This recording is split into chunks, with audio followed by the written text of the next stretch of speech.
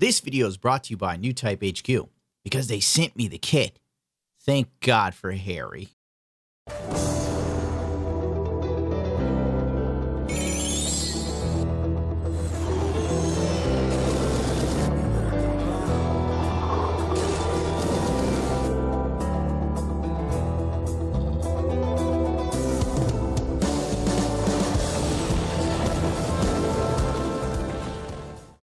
The FA-010A Fazz Full Armor Zeta was a test unit created to gather information for the Double Zeta Gundam.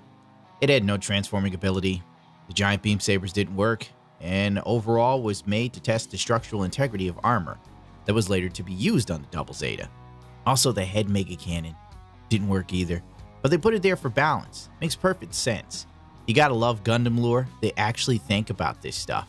I mean, when you think about Star Wars, in the last movie with the hyperdrive and how they found Luke Skywalker, there's no thought put into that. But I'll be damned if Bandai didn't at least, or the creators of Gundam, didn't at least think about these sort of little tiny nuances that would make perfect sense otherwise. Forgive my rant. Overall, this is a gorgeous kit. It's pretty much just the Double Zeta Ver-Ka enhanced version, which isn't the easiest Ver-Ka to get a hold of these days. But now that this is out, that's no longer an issue. You could repaint this kit, or you could take parts from this kit and turn your Double Zeta into an enhanced Double Zeta version. Now, this kit costs the same price. Actually, it's cheaper than an enhanced Double Zeta Ver-Ka from the aftermarket. Like, they're usually 150 and up. So, you know what? You get this kit plus some sweet armor and a mega beam cannon. You can't lose. I genuinely love this kit. The color palette is similar to that of the Sinanju Stein narrative version, which is my favorite version of the Sinanju. So I was glad to keep it in the original color scheme. I tested new ideas I had for making color gradients more subtle, and I think I succeeded when people assumed it wasn't even painted. I even painted the pilot figure Judo for the hell of it, even though I don't like Judo much. Honestly, this pilot figure lacks a lot of facial detail, so I didn't even bother trying to give him eyes. This kit can transform, since it's just a rebranded Double Zeta Ver-Ka enhanced version with a few extra bells and whistles. If you already had the Double Zeta Ver-Ka, you know what to expect here. Outside of a few armor pieces, the head being different, there isn't much changed here, which isn't a bad thing. This kit kicks ass.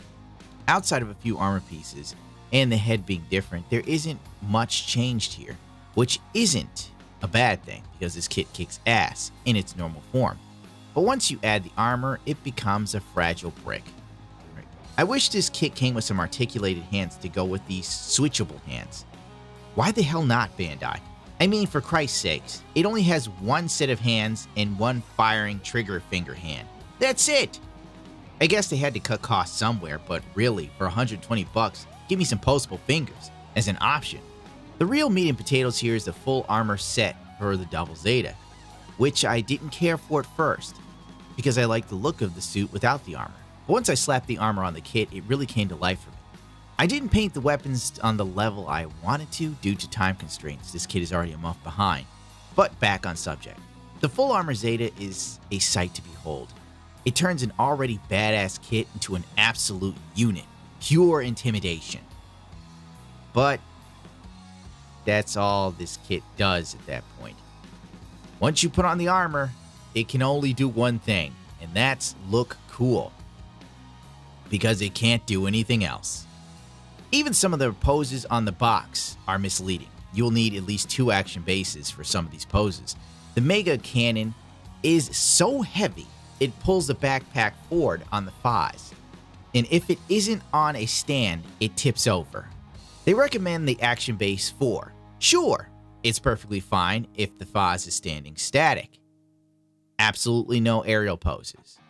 If you want to do cool aerial poses, then the action base 4 will fall over.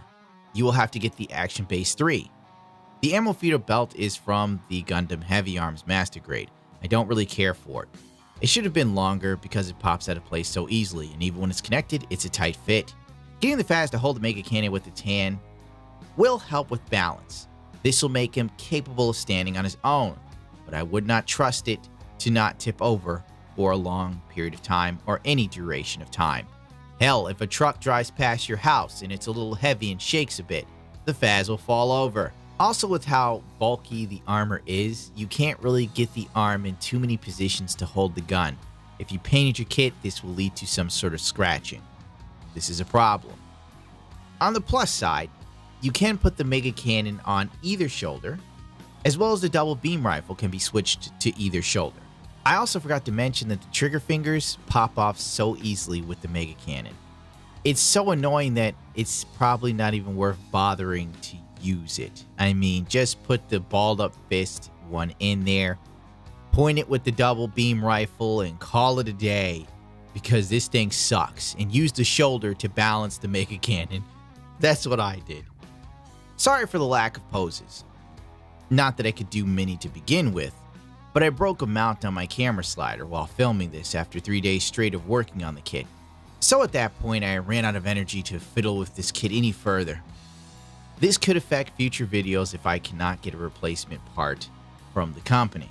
As we all know, we have the whole pandemic thing going. My final thoughts on the Master Grade Fazz. It's a must-have kit, but with this caveat. Only if you absolutely love the design. If you have the cash flow for it, it's 120 bucks. It costs as much as some perfect grades. If you don't mind it being a brick, like if you don't mind putting it in one pose and leaving it lie, then this kit's for you. Anyone who likes to fiddle with their kits, mess around with them, do stop motion or any other stuff people are into outside of like pose it, put it in a glass case and admire it, this is probably not for you. I think it'll be a huge turnoff on many levels, financially, posability-wise. Those are the two big ones, I'd guess. Painting this kit will be time-consuming, but then again, my paint style makes every kit time-consuming. So take that as a grain of salt. But if you are interested in this kit, feel free to use my links in the description at NewType HQ and save yourself 10% off your first order. Hell, you can even tell them I sent you. I don't know what that'll do for you. I don't really hold much weight these days. Fluffy, what are you doing? And if people want, I may do videos explaining my thought processes on kits I've painted in the past. It's not really going to be a tutorial video. It'll just be me explaining what I was thinking while adding certain color gradients and so on and so forth. So if you're interested in that, let me know. Might be something I'll do. And that ought to do it for me. I guess rate, comment, and subscribe. That's important. It really tickles the algorithm's belly like a small dog. What in the name of God is this small dog doing? Fluffy, what did you do to yourself? Good Lord, a dog is like a child. What the bloody hell is this? Oh yeah, people need to share these damn videos.